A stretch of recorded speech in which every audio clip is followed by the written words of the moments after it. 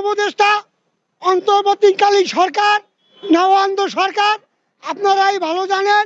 আমার মনে হয় উনি চোখে দেখে না। যদি উনি চোখে দেখতে তাহলে এই অটো ঢাকা সিটিতে উন্মুক্ত চলতে পারতে না। 3 দিনের সময়সীমা দিয়েছিল, 3 দিনের মধ্যে ঢাকা থেকে অটো উৎখাত। ঢাকার সিটিতে অটো চলবে না, সিটির বাইরে চলবে। কিন্তু 3 দিন পরে আমরা কি দেখতে পেলাম, 1 মাসের জন্য অটো পারমিশন উন্মুক্ত হয়ে গেল। অর্থাৎ এই ডিসেম্বর মাস আজকে থেকে অটো উন্মুক্ত করে দিল। তাহলে হাইকোর্ট কি শুধু বড় লোকের জায়গা, গরিবের জায়গা নাই? হারা যখন ইচ্ছা তাই করে। আবার মাঝে মাঝে এই হাইকোর্টের বিচারপতিরা তাদের বিচার কাজের জন্য কলাপাতার মতো ঘুম পাড়ে। এইটাই আমাদের বাংলাদেশের রেওয়াজ। অর্থাৎ তার ভাগ্য অনুযায়ী, তার কর্ম অনুযায়ী তার ফল। কলাপাতায় যে বিচারপতি ঘুমাইছে তার কর্ম অনুযায়ী তিনি ফল ভোগ করছেন। আবার এই যে অটো 3 কার্য দিবসের মধ্যে ঢাকা সিটির দিকে অটো উৎখাত। 3 কার্য দিবসে আমরা কি দেখলাম, অটো 1 মাসের জন্য আবার পারমিশন। তো এইটা কোন হাইকোর্ট, এইটা কোন সুপ্রিম কোর্ট? গরিব মারার হাইকোর্ট, গরিব মারার সুপ্রিম কোর্ট।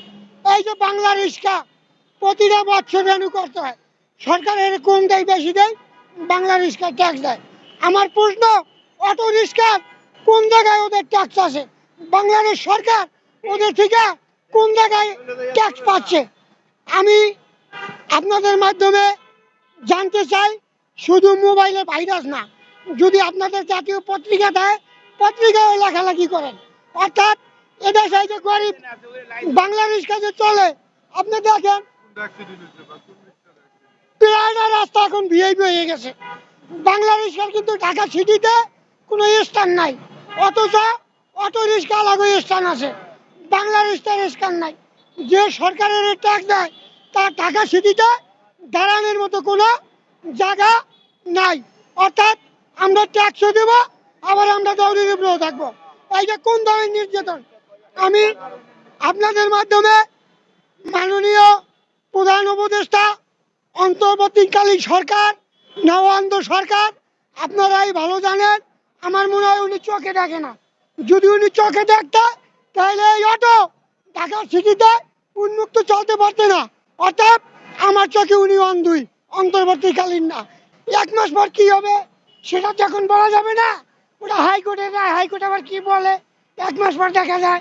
1 মাস পর যদি আবার অটো চলে, তো এই যে দেখেন আমাদের অবস্থা।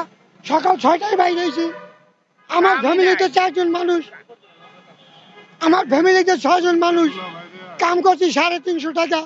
1 কেজি আলু কিনতে লাগে 80 টাকা, 1 কেজি চাল কিনতে লাগে 70 টাকা। বৈষম্য বিরোধী ছাত্র আন্দোলনের পরে 5ই আগস্টের পরে আমরা দেখতে পেয়েছি এই দেশের ছাত্ররা এবং সাংবাদিকরা গ্রামে, আমি দেখেছি আমার এলাকায় 6, 7, 8, 9, 10 আগস্টের বিভিন্ন বাজারে বাজারে তারা লিফলেট লাগাইছে, মালের রেট দিয়েছে। কিন্তু এই মালে আপনারা কি কেউ পাচ্ছেন? খাচ্ছেন? আর তো জোরে বলেন, পাচ্ছেন না? তাহলে এটা কোন ধরনের ভাইতাবাজি গরিবের সাথে? আলুর রেট 40 টাকা, সেই আলু খাচ্ছি বর্তমানে 80 থেকে 85 টাকা, পেঁয়াজ 150 টাকা কেজি, চাল 50 টাকার কেজি চাল, এখন 70 টাকার নিচে কোনো চাল নাই। তো এই হইল আমাদের আন্দোলনের পরের সমস্যা। তা আমি আপনাদের মাধ্যমে মাননীয় প্রধান উপদেষ্টা, উনি একজন এই বাংলাদেশের সুনামধন্য ব্যক্তি, অর্থাৎ 10 জনের মধ্যে একজন, শান্তিতে উনি নোবেল পেয়েছেন। আসলে আমরা বাংলাদেশে কি শান্তিতে আছি? তাহলে উনি কোন নোবেল আনলে? উনি শান্তিপ্রিয় মানুষ, আমরা চাই উনি শান্তিতে বসবাস করুক। তো উনি যদি শান্তি চান, অতি বিলম্বে উনি নির্বাচনটা সুন্দরভাবে দিয়া জনপ্রতিনিধির কাছে ক্ষমতা হস্তান্তর করে উনি পদত্যাগ করুন।